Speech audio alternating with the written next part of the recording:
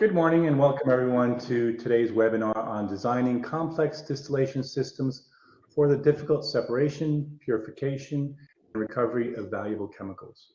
My name is Mauricio Villegas and I am a business development manager here at Koch Modular. And today we are wrapping up our third webinar in a three-part series. The first one was 2 months ago about designing liquid-to-liquid extraction columns. Last month was concept to commercialization, and today rounding out is designing complex distillation systems. If you were able to attend one of those earlier webinars, thank you. And if you were not able to attend and have interest, please feel free to reach out to us and we can provide you additional information on those topics. Today we'll be discussing designing and scaling up of complex distillation processes. Now here at Koch Modular, clients typically come to us to solve difficult separations requiring specialized expertise in non-conventional distillation technique. Our subject matter experts today will be discussing some of these non-conventional distillation techniques and providing a few real-world examples. Should you have any questions, we have a chat window available where you can fill in your questions. And at the end of the webinar, we've allotted some time to answer some of those questions. If we do run out of time, we will be responding to you afterwards with those answers. Additionally, we'll be having a recording available probably towards the end of next week, and we'll provide you that information. Introducing our presenters today. First will be Tom Schaefer. Tom is a vice president here at Koch Modular, and he brings 45 years of experience in various process design, operations management, cost estimating, and he has a Bachelor of Science from Chemical Engineering and a Master's in Chemical Engineering from Manhattan College. Also joining Tom is Alan Erickson, also Vice President here at Koch Modular, and he also brings 40 years of experience in designing separations processes and mass transfer equipment, and he is a registered professional engineer and has a BS from Rutgers University.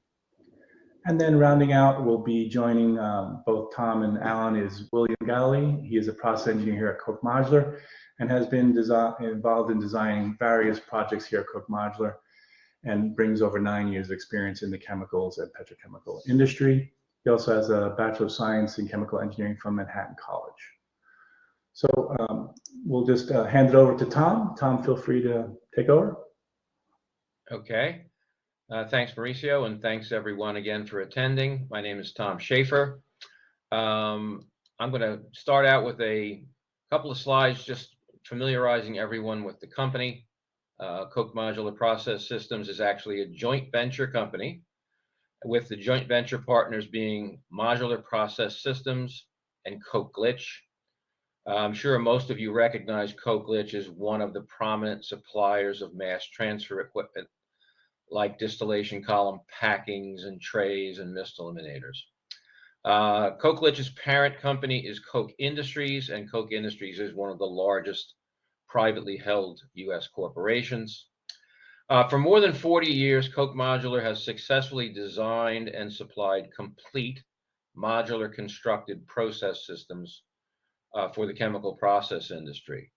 This includes the process design, the full detailed design and fabrication of complex distillation and solvent extraction systems, and our clients rely upon us for unique technical solutions and, of course, for supplying quality engineered systems. The industries that we serve pretty much cover the entire chemical process industry, from specialty chem, pharma, flavor and fragrance, petrochem, mining and metals, oil and gas, and nowadays we're involved in a lot of renewable bio-derived chemical and bio-derived fuel type projects. Our areas of greatest expertise are in process engineering, including conceptual design, process modeling, and development of unique solutions to difficult separation problems. We can measure vapor-liquid equilibria and liquid-liquid equilibria at our pilot plant in Houston. We can also test the conceptual process design for distillation and extraction processes in our pilot plant in Houston, and we use drum quantities of customer feeds to do that. And the purpose of doing the pilot testing is basically to de-risk the process, and in some cases to generate some samples of the product that the client wants to generate. So we combine that expertise with our detailed design and delivery of complete processes built off-site and delivered to the client as modules. We have over 40 years of experience designing and delivering complete modular systems, from pilot scale on the left to commercial scale systems of different sizes on the right. Modular construction saves our clients money and time by shifting 90+% of the ISBL plant construction off-site, where we can benefit from the efficiencies of working indoors, out of the weather, in a horizontal orientation. So this slide shows on the right-hand side the hierarchy of separation technologies. And as you can see, simplest to most difficult. Simplest would be a physical separation, such as a decanter, followed by evaporation, and then on to distillation. Distillation is probably the most common separation technique that's used in the chemical process industries. And it is a process of separating chemical compounds based on the difference in their relative boiling points or volatilities. Today, we are going to talk about complex distillation processes that are used to break azeotropes and to make difficult separations easier. So we're going to concentrate on what you see in this red box right here.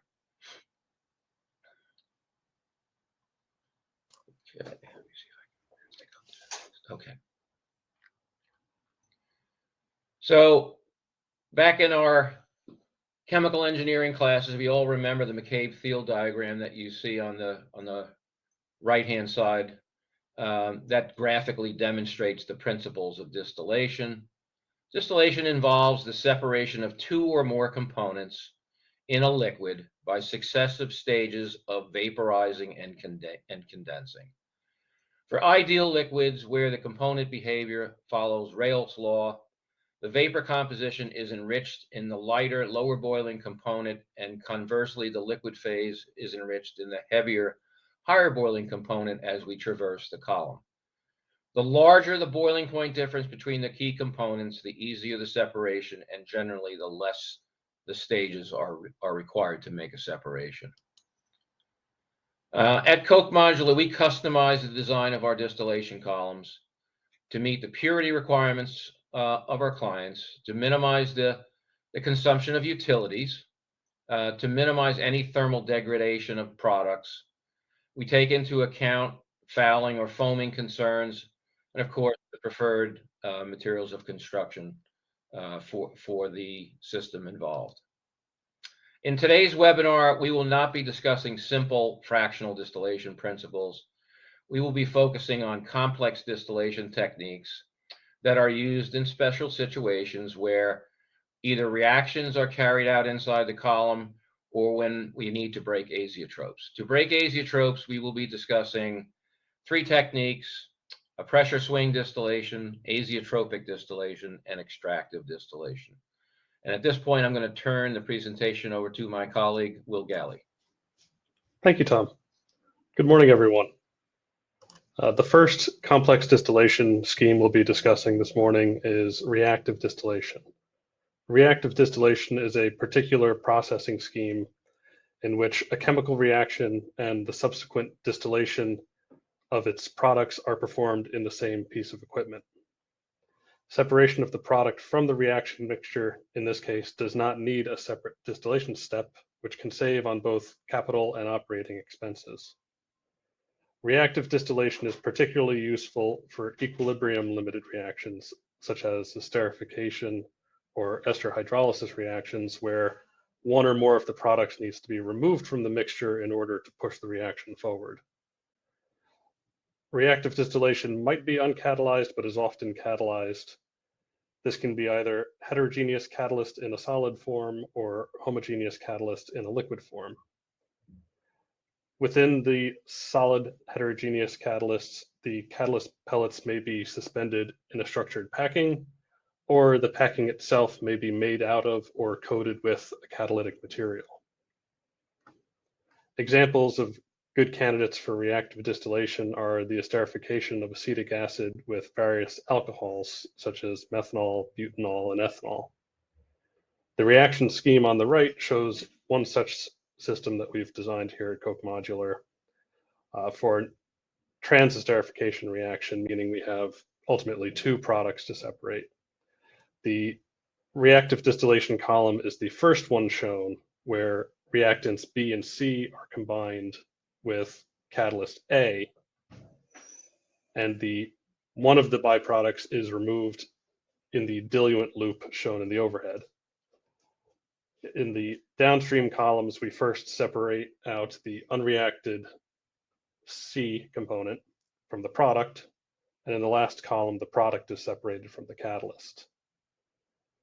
You can see three different exchanger symbols. This is because in the reactive distillation column, we elected to use a kettle type reboiler, which would give us the large residence time suitable for the reaction. The second column used a more conventional thermosiphon reboiler, as the separation was fairly straightforward and didn't require any special conditions. Whereas in the final column, we used a wiped film evaporator because the quantity of catalyst to be recovered is very, very small compared to the quantity of product to be retrieved. That unit is shown here.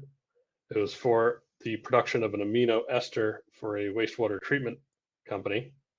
The system included both reactive distillation column and the conventional distillation unit operations, as discussed previously. Koch Modular also provided the Delta V DCS system, and the photos show one of the options for our units, which is girts to support siding installed in the field. As Tom said, the other three distillation techniques we're discussing today are to break azeotropes. Those are pressure swing distillation, azeotropic distillation, and extractive distillation. An azeotrope is a constant boiling mixture in which the vapor composition is the same as the liquid composition. On the McCabe-Thiele diagram that Tom showed, this would be represented by the equilibrium line crossing over the x equals y line. Azeotropes cannot be separated by conventional distillation because at the azeotropic composition, all the vapor that comes off of the boiling liquid has the same composition. It is not any richer in either component. Pressure swing distillation is one of the methods you can use to overcome an azeotrope. It involves two distillation columns, one operating at a low pressure and the other at a high pressure. These are used to separate homogeneous, meaning single-phase azeotropic mixtures. Pressure swing distillation is feasible when there's a significant shift in the azeotropic composition versus operating pressure, and when there is sufficient volatility between the components to make separation economical by this means. An example of a homogeneous azeotropic mixture that would benefit from pressure swing absorption is acetonitrile in water, because it exhibits a very pressure sensitive minimum boiling azeotrope. Other examples include THF in water, ethanol and ethyl acetate, propanol and toluene, and the methanol methyl acetate system. This slide shows a McCabe-Thiele plot for the acetonitrile and water system with two different equilibrium curves. One at atmospheric pressure of 760 millimeters mercury, and the other at a higher pressure, about 70 pounds absolute. The fresh feed composition is shown on the left around 0.1 mole fraction acetonitrile. This is fed to a low pressure column, which distills out a water-rich bottoms and a azeotropic composition in the overhead. That azeotrope is fed to the high pressure column, represented with the blue equilibrium stages, which produces an acetonitrile rich bottoms product and an overhead, which is itself an azeotrope that is fed back to the low pressure column. This is shown on a process flow diagram here with 2 distillation columns and a steam jet ejector indicating that the low pressure column in here is in fact running under vacuum to take advantage of that azeotropic composition swing. The fresh feed is fed to the low pressure column where it produces the water-rich bottom stream and a acetonitrile richer azeotropic product fed to the high pressure column. The high pressure column produces an acetonitrile rich bottom stream and returns a water-rich azeotrope to the low pressure column. Such a system was designed for our client who came in with the need to separate acetonitrile and water.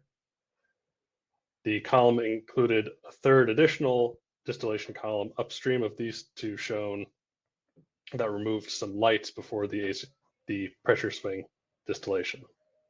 The module is shown here in one of our assembly shops, just about ready to ship. And with that, I'll turn things over to Alan to discuss azeotropic distillation.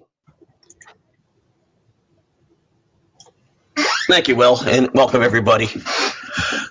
As Will just mentioned, pressure swing distillation covers a lot of applications, and as a design engineer, it's probably your first choice to investigate. It's simple, it's not difficult to run, as long as operating at pressure doesn't cause any safety issues, or some components, higher pressure means higher temperature, and temperature sensitive products will not be a good candidate for pressure swing. But in general, pressure swing will cover a lot of different applications, but sometimes it doesn't work for other reasons, as I said. And sometimes the azeotrope doesn't shift enough. Sometimes when you get to the other side of the azeotrope, there's not enough relative volatility, as Will was saying. So there are other techniques. And one of them that's been around for ages is azeotropic distillation. It's very common for breaking azeotropes. It works by adding a additional component known as an entrainer, sometimes called a solvent. I like to reserve solvent for extractive distillation and use entrainer for azeotropic distillation. But it's adding a third component, which is going to generate a new lower boiling azeotrope that is heterogeneous in nature, which means when it condenses, it forms 2 liquid phases of different compositions. And that is the key to breaking the azeotrope is the composition shift you get in the decanter that breaks the azeotrope, gets you to the other side, if you will. Will just showed how you get to the other side of the azeotrope by pressure swing. Here you just do it by a decanter, which gives you two different streams that are on other sides of the azeotrope. So I like to generally use examples. I'll use benzene water. Benzene used to break the water ethanol azeotrope. There are many other applications. Usually, all I can recall is aqueous streams, drying IPA, drying isopropanol. We've done picoline, pyridine, other organics in water that can be dried by an entrainer. So an example I like to use is benzene water. It was probably one of the first methods of using azeotropic distillation to dry ethanol. Today, if it's still used, many have replaced benzene with cyclohexane. Works very similar. It's a little greener, if you will, but the technology is the same. And the way it works is, first thing you want to do, you got 2-column system here for azeotropic distillation. First thing you want to do is have a pre-column, if you will. So you want to concentrate the feed mixture. In this case, I'm going to say A is ethanol, B is water. You want to concentrate A as rich as possible, so you have as little B, which is water, to remove as possible, because azeotropic distillation takes a lot of solvent to remove the component you're trying to get rid of. In this case, would be water. So again, also concentrating the feed have a lot of ethanol, reduces the water that has to be removed overhead. Water has a very high latent heat, so it would take a lot of energy to boil all that water overhead. So the drier you can get the feed, the better. So typically the feed is concentrated to about 95% by volume, which is 92.41% by weight, otherwise known as 190 proof alcohol. And the process works by adding solvent to the top of the column, and the solvent being mostly benzene. And as I said, the way it works is it gets into the liquid and it changes the binary activity of water and ethanol such that water is now lighter. So it has to be in the liquid phase, and that's the problem with azeotropic distillation. If you're feeding this solvent at the top of the column and the water's coming in towards the middle, you've got to get it down to the bottom. So typically what's happened is some of the solvent is actually introduced at or near the feed point. So they make sure that you have benzene mixed in with the feed so that the water can be removed overhead, because the bottom of this column is a binary separation of ethanol and benzene, which ethanol now is the higher boiler and benzene comes out of the stripping section into the rectifying section. Again, but benzene wants to be in the vapor because it's the lowest boiler in the mixture. So you have to condense it and send it back as a liquid. Hence the issues with azeotropic distillation. You could have potentially 2 liquid phases in parts of the column.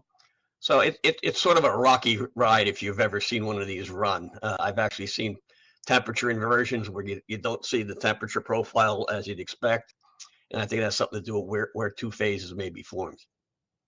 But the way it works, with benzene as the entrainer, you get an azeotrope overhead that is approximately 7.4% water, 18% ethanol, 18.5% ethanol, 74% benzene. So you have this very benzene-rich overhead stream that when it condenses, it decants into 2 liquid phases. The composition of those liquid phases are approximately 93% benzene, 6.8% ethanol, and 0.2% water. So that's your A-rich phase. Your solvent is mostly benzene with some ethanol. And then you get an aqueous phase. And the aqueous phase actually has about 59% ethanol in it, 33% water, and 8.5% benzene. So it's got all the water that was in the feed, which was only roughly 7.5%. All that water is removed by this aqueous stream, but now you have to recover the solvent. So that's why you have the right column, the hydrocarbon stripper, it's often called. It's an easy separation. The azeotrope boils somewhere in the 69 degrees C. I'm not sure the exact temperature of the azeotrope anymore, but less than ethanol, which boils at around 78 C, and you got 100 degrees C water at the bottom. So big boiling point difference, easy separation. So you take the azeotrope overhead or close to it. And obviously, the harder you boil this column, more steam or energy you put into the royer boiler, the wetter it'll be overhead. But it doesn't matter, because when you decant it, you're only going to get the composition that I said, the solubility limits. It's going to be 93% benzene in the A-rich or organic-rich phase, and it's going to be 33% water in the aqueous phase. And the only thing that changes is not the composition, but the amount. So it works very nicely. And years ago, live steam was the preferred method of stripping the hydrocarbon. Live steam is cheap, doesn't require a reboiler, doesn't condensate return system, but it adds water to your waste, which is not really too bad, because your water here is going to be part per million levels of ethanol and almost non-existent benzene in this bottom B product. But reboiler is more green, so I think that's the more common way of doing it today, is to have a reboiler, recover the condensate, save on makeup water for the boiler and boiler treatment chemicals. Another application that we have done here at Koch Modular was we developed a complete 2-module distillation system that recovers IPA from an aqueous process stream. And the challenges in this one were a little unique.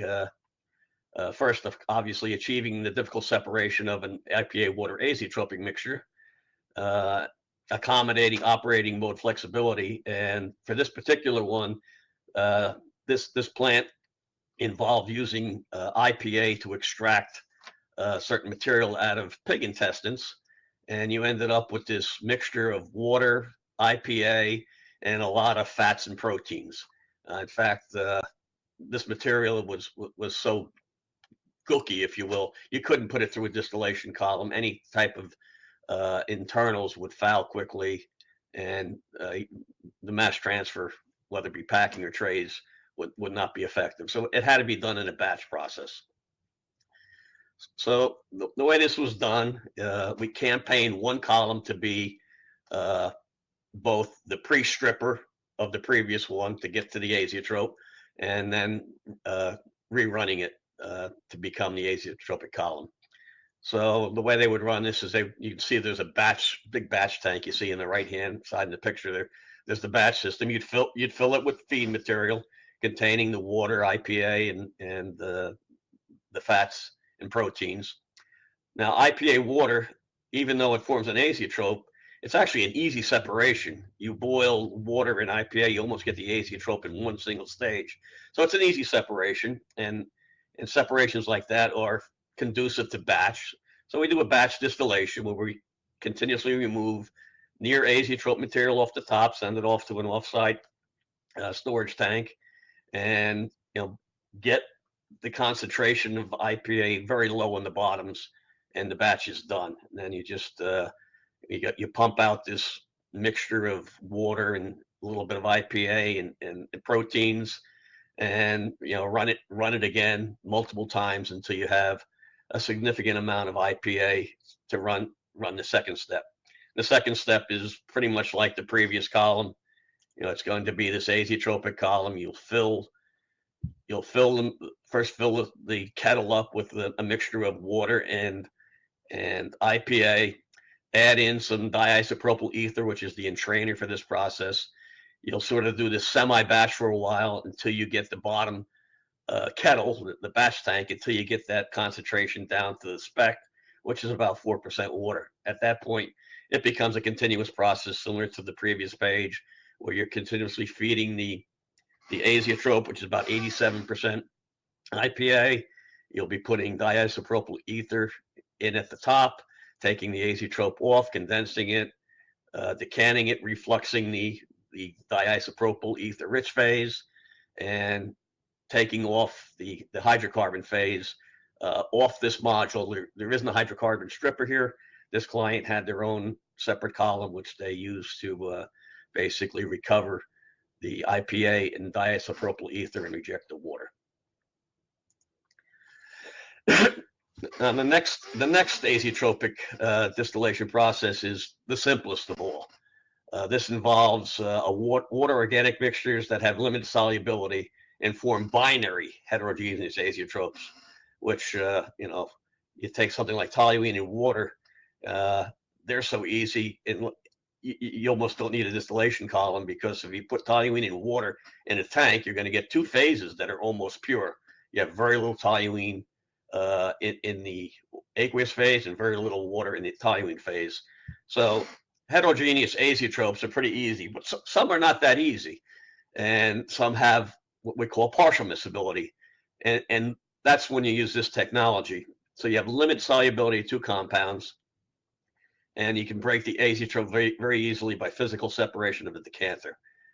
So this is very, very effective way of separating components with partial miscibility. And I like to use examples. So the example I'll use here is butanol and water. Other examples are chlorinated solvents in water, acetates. It's aqueous organic streams with partial miscibility. Butanol water is one that has a fairly high cross solubility. So I like to use that one as an example.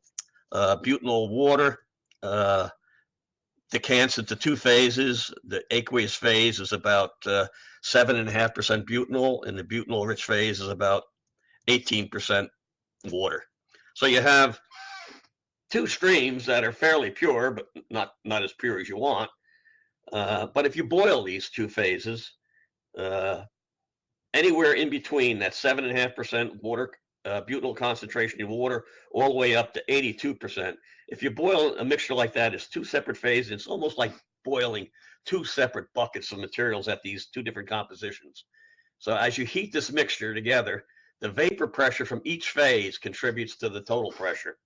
So unlike a typical distillation where it's partial pressure, where the mole fraction in the vapor is proportional to the mole fraction in the liquid times its vapor pressure, here it's just vapor pressure.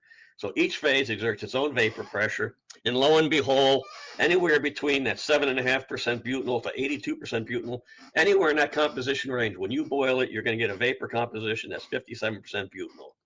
So both of these columns here are going to have a vapor that's 57% butanol. And you condense it, and when you decant it, you're going to get, as I said, you're going to get the aqueous reflux, which is going to have 7.5% butanol. The feed probably a very similar composition or less than the solubility limit if you have a stream that just has a little bit of butanol in it. So that would typically be fed near the top of the column. Again, it's an easy separation. The butanol water azeotrope comes away, and since the feed is mostly water and the aqueous reflux is mostly water, when you take away a vapor stream that's 57% butanol, you're left coming out the bottom with pure water. Likewise, on the organic side, you're going to decant, as I said, an 82% mixture of butanol, 18% water, and now you have a reboiled column where you're taking 57% butanol off the top.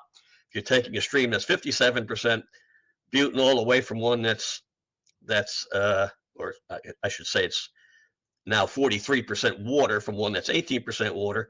Obviously, as you take this vapor away, you're going to deplete the water and you're going to end up with dry organic out the bottom. So a very simple process, very easy. And again, when you have partial miscibilities, this is the way to go. Now, my favorite is extractive distillation, and we don't have that much time left, so it's going to be a brief presentation. On our website, we do have a full presentation on extractive distillation that I have given in the past.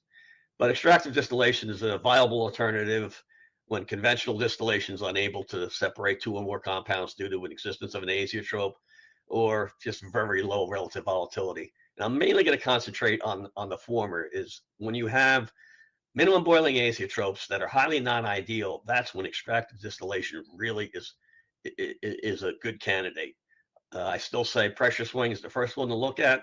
I would definitely look at this before we look at azeotropic distillation to break the azeotrope.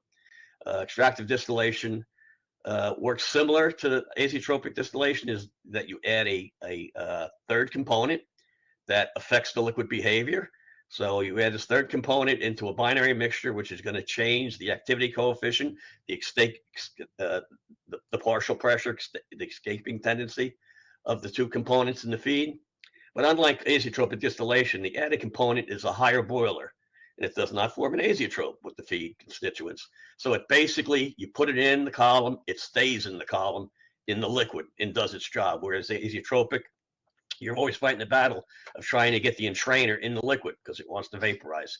Here you use a high boiling solvent, and it works very nicely. So what happens is by adding this solvent into a distillation column, it's pretty similar to basic fractional distillation, except that you have this solvent running all through the column.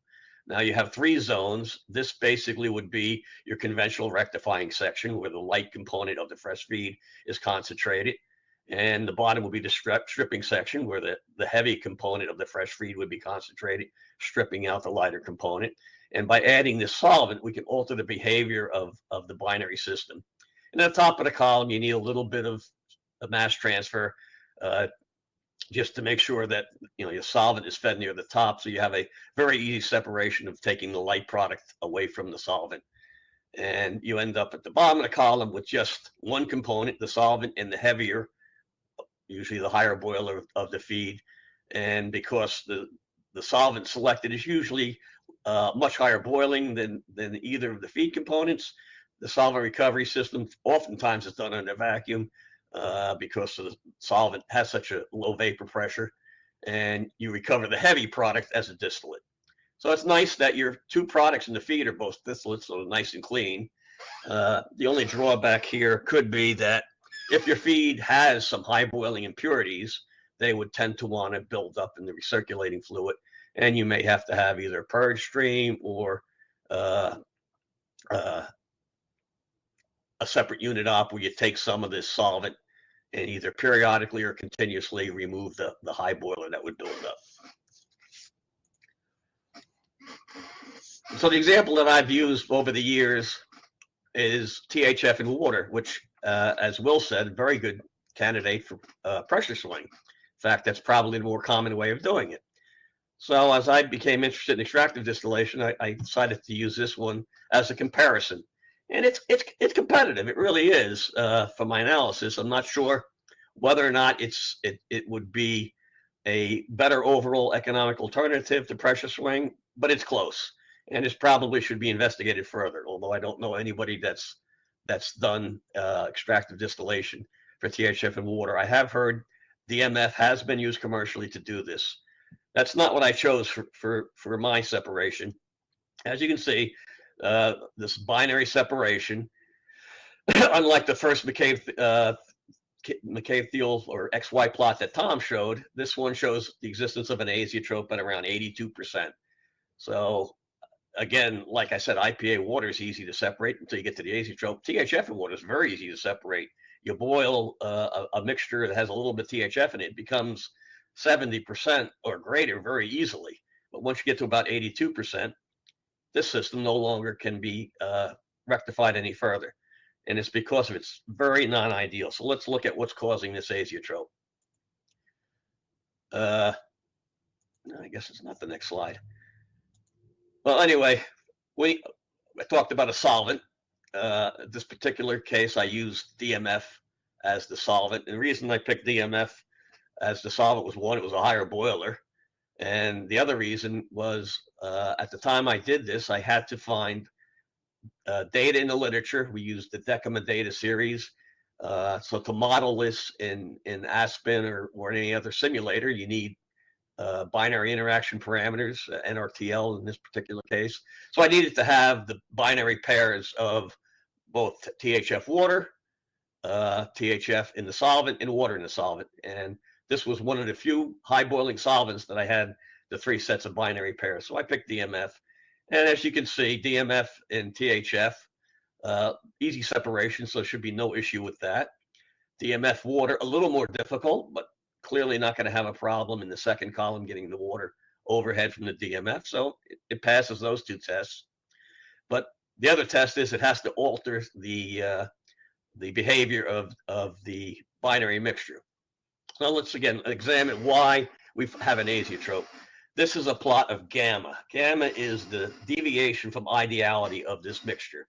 So what that's saying is, if you look on the left side where we have very little THF and mostly water, when THF is just a little bit, a little bit in the water, it has a gamma of 35. That means its vapor pressure, its partial pressure rather, is 35 times what it would be if it was an ideal system. So this non-ideality, this gamma, is causing the THF to be very volatile, which is great for stripping. It makes it easy to strip THF out of water.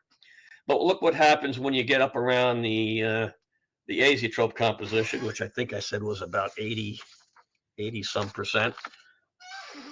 The activity coefficient, as you can see, the blue line, as the THF becomes richer and richer, it's going to approach 1 at pure. When it's pure, every component has an activity coefficient of 1. Water is 1 on the dilute end of THF. As we get more concentrated, the water activity coefficient gets up to around 5, and the THF is about 1. So now water's volatility, its vapor partial pressure, is 5 times of what it would be if it was ideal. So even though it's a much higher boiler, when you multiply it by 5, it now becomes the lighter component. From 82% on, it becomes, if you look back here, from 82% on, you can see as the equilibrium data crosses the 45 degree, you get to the other side from 82 to 100% THF. Water is now the lower boiler or lighter component. So let's just look at the solvent I chose. You want to add any diluent that's going to break the interaction of the water THF.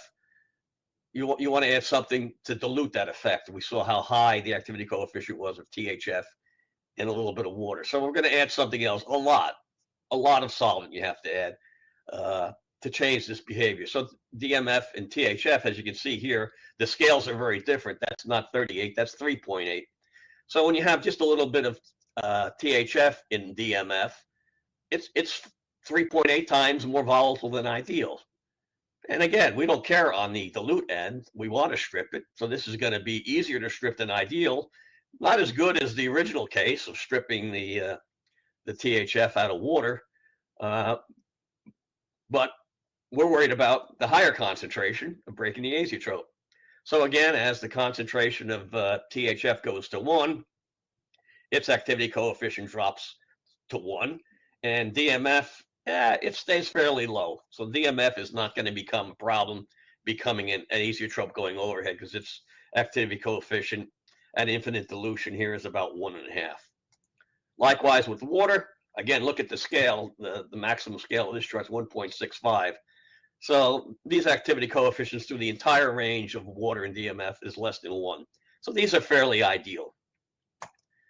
So now let's look at a mixture of, we're going to take a mixture of THF and water, and we're going to take 70% solvent, and then we're going to vary the 30% that's left to be water and THF. So this is all showing the concentration of water and THF on a solvent-free basis, but keep in mind that the total composition is 70% solvent. So this is the other 30%, and this is how extractive distillation works. And now you can see what has happened to the activity coefficients.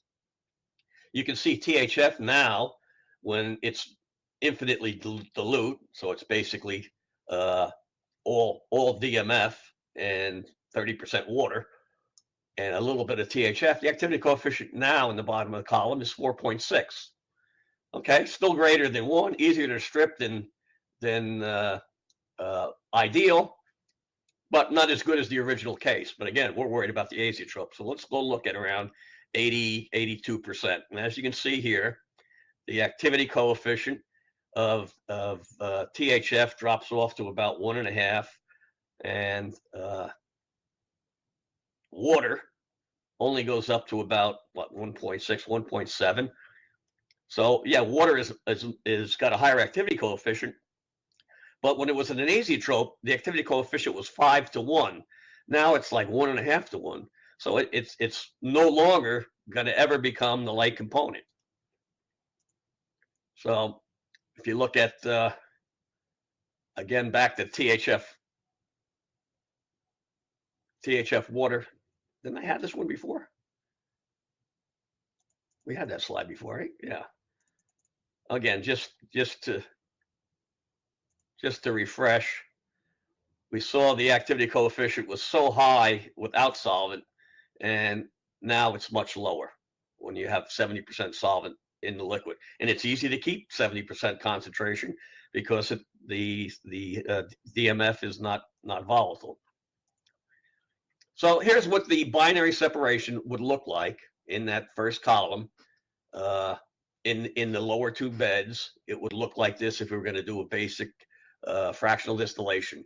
So that the azeotropic system now, you can see, can be separated up to pure THF up to 100% without hitting an azeotrope. As you can see, well, let's look at the comparison. You can see compared to the original, it's harder to strip, but still doable.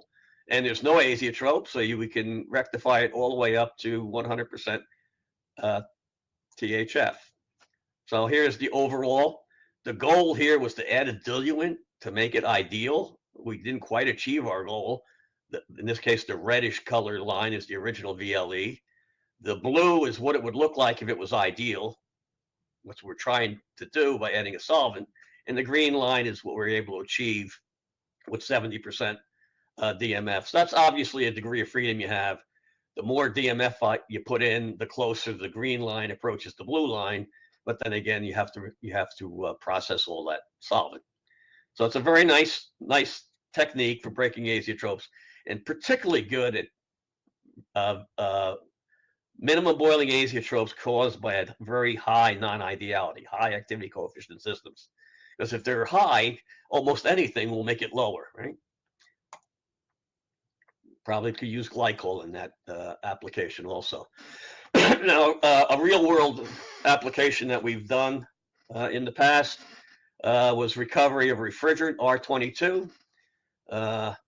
Client is right here in New Jersey. We were engaged to supply a complete system to continuously separate R22 from a mixture of other refrigerants.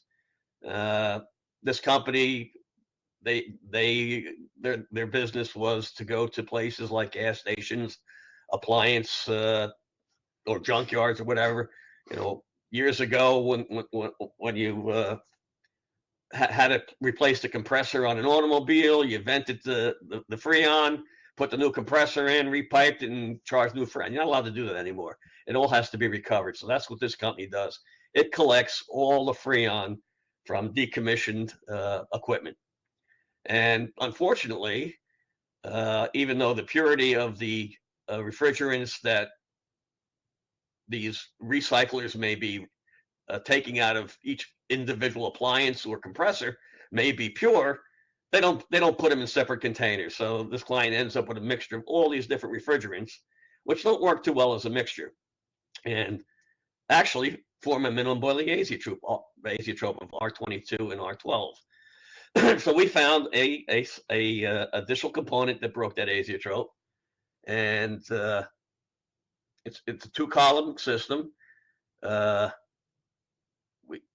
This led to an integration of the instrumentation from the existing column, and we modernized the control system. We added the extractive distillation column, and it was a very successful project. I don't know, maybe 20 some years ago. And I guess that's it from my end. Great, thank you. Thank you, Tom, Will, and Alan, for sharing some of this project information with the group. We did receive a bunch of questions. We had some time left, so I will go ahead and ask those questions to the group, and if you can answer them, that'd be great. So let me go ahead and start with some of the questions that came in. So the first one that I see is there a technology available to recover BTX from wide cut FCC naphtha using extractive distillation? Oh, this is the bottom question. Excuse me? I'm looking at the questions. It's the one on the bottom. Yeah, that's right. Okay. So yeah, it's sorting my newest. So I don't know. I'd have to see the composition of that stream, and I'm not familiar with what azeotropes are involved with BTX and naphtha. So my guess is there probably is, but again, I'm not familiar with those azeotropes. If they're not azeotropes, if they're just close boiling materials, which in my other my full presentation of extractive distillation, I do look at an example of separating close boiling compounds, isooctane from toluene, I believe, and you know that might be similar to this. And we used phenol, which was in my textbook from college, and it works, but it really doesn't work as well as I said a system like THF water. Any organic aqueous stream that is homogeneous, ethanol water, extractive distillation using glycols works very well. Close boilers, it's a little more difficult. You're trying to add, you're not trying to change it from non-ideal to ideal. You're trying to change it from sort of ideal to non-ideal. You're trying to find a solvent that preferentially makes one component more volatile than the other. And that is usually a difficult challenge. So my guess is it may work, but there's probably better ways of doing it. Thank you. Another one came in. What is the minimum shift in the azeotrope to consider economically viable a pressure swing process? I can take that, Mauricio. Thanks. Of course, unfortunately, the answer is there's no one number that hard and fast will tell you pressure swing will be a good idea. It also depends, as we said, on the relative volatility of the two components. So if you have an azeotrope, but the two components happen to have a very high relative volatility on both sides of that azeotrope, then you don't need very much of a composition shift between the operating pressures, because there's still very little separation to do on either side of that azeotropic composition. Also, if you have very little separation to do, say your azeotrope is all the way up near 95%, like in the case of ethanol and water, you don't need to move the composition all that much, because you won't have a lot of separation to do on the other side of the azeotrope. Unfortunately, ethanol doesn't have much volatility on the other side. The other thing you have to keep in mind with pressure swing, just visualize this as the composition of the two azeotropes approach each other, the amount of recycle goes to infinity. So obviously you need to have enough separation so that the recycle is not that great. I believe the example that Will gave was about a 5% change in composition, and the recycle to feed rate was close to 1-ish. So that's not so bad, but I would say 3 to 5% at a minimum. Yeah, I'd say 5%, Alan, is probably about Yeah. right. Thank you. Another question is, can ethanol and water azeotrope be separated using pressure swing distillation? I just answered that. The other side's not so good. Okay. You don't get any, when you get on the other side of the azeotrope, the volatility of ethanol is not much greater than water, so it's a very difficult separation. So pressure swing doesn't work for ethanol. No. Extractive distillation with glycols works very well. We've done that. Yeah, and we've done azeotropic distillation with benzene or cyclohexane. Correct. Cyclohexane. But that's Well. the case when my first choice, pressure swing, would not work. Here's another one. What type of packing do you usually use for reactive distillation homogeneous catalyst?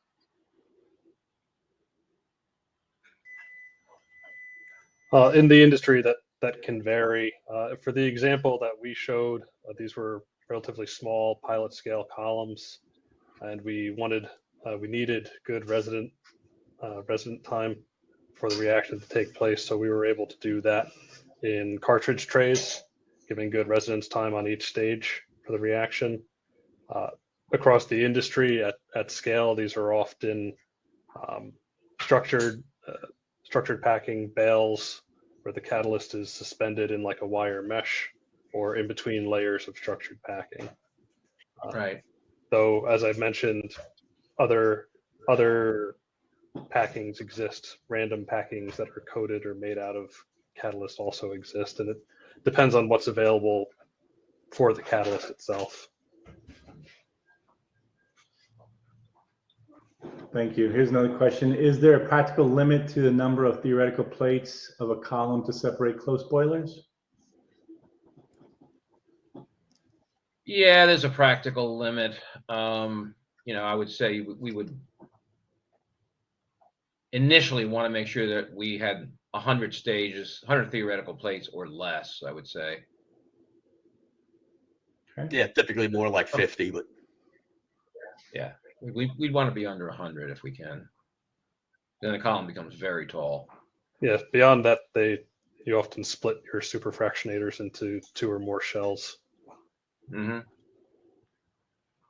In pressure swing distillation, how are operating pressures selected for the 2 columns? They're picked generally off of course, as you saw on the McCabe Thiel, does it give a large enough shift in the azeotropic composition? But then beyond that, what utilities do you have available to make those separations practical? If you go to too deep of a vacuum, you've got a larger vacuum system to deal with and a colder condenser to run. Can you still do that on cooling water, or are you shifting to chilled water or to refrigerant? And on the high pressure column, you can go up and up in pressure, but your equipment costs go up with design pressure, and your steam costs go up as you need to increase steam pressure to make the temperature. Right, but you want to maximize the composition shift and stay within the availability of the utilities that you have.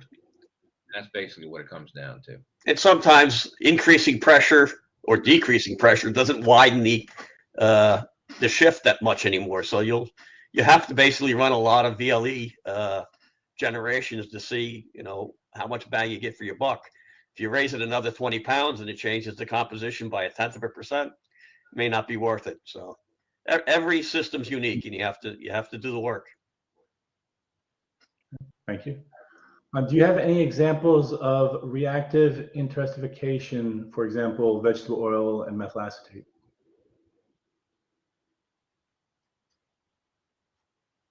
We haven't done any that I know of, Tom. No, I don't think so. Okay. Are residue curve maps really useful? Yeah, they're very useful, especially for azeotropic distillation. You can really do your material balance on a residual curve. You'll find typically with ternary mixtures, it doesn't form a ternary azeotrope. You'll find that there's a valley of binary, a locus of binary azeotropes that'll be on the residual curve. Just like binary azeotropes, that ternary valley, if you will, is something you can't cross in the distillation column.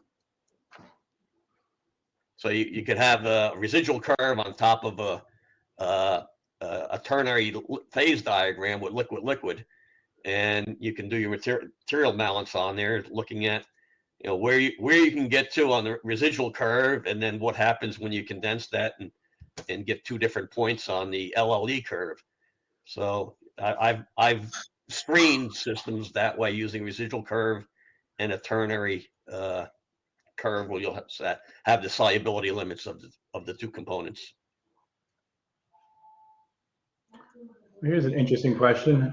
Any efforts being placed for the removal of PFAS from wastewater streams?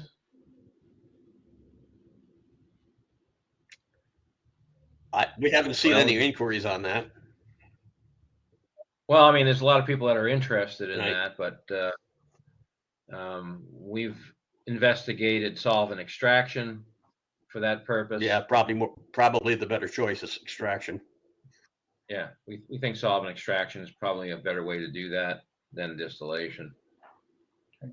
But yeah, there's a lot of interested parties in trying to remove PFAS from water.